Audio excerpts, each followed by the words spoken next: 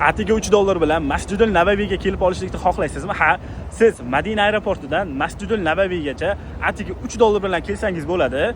O'zi mustaqil bizning Telegram kanalida eng arzon biletlarni olib keladigan mijozlarimiz uchun video qo'llanma qilishda davom etamiz. Vida chiqishinglar bilan 5-chi, 4-chi, 3-chi ishinglar bor, yonma-yon hammasi. Ya'ni 400-chi avtobus turibdi. Shu 400-chi avtobus viza kartalar bilan sizlarni $3, ya'ni 11 riyol evaziga Masjidul Nabaviyga olib kelib qo'yadi. Faqatgina viza karta bo'lishi kerak bo'ladi.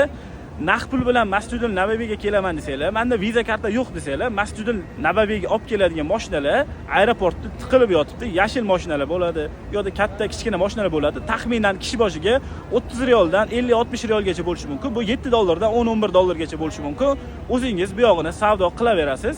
Ko'pchilik bo'lib kelsanglar, ya'ni 4 kishi bo'lib kelsanglar, mehmonxonada, taksida va boshqa xarajatlarda anchagina pulinglarni ekonom qilib qolasizlar. Keyingi videolarimiz Madinadan Makkaga, Madinadan Jiddaga borishlik haqida va tez yurar poyezdlarni biletlarini qayerdan olsa bo'ladi, shu haqida chiqaramiz. Videoni yaqinlarga yuboringlar. Eng arzon biletlar Telegram kanalimizda deb. Masjidul Nabaviyga keldingiz, mehmonxonangiz yo'q, yuklaringizni qo'yishingiz kerak, g'usl qilishingiz kerak. Nabaviyda bo'lib, endi Makkaga ketishingiz kerak. Qanday g'usl qilasiz? Keyingi videolarimiz bu haqida bo'ladi. Bizlarni kuzatishda davom eting.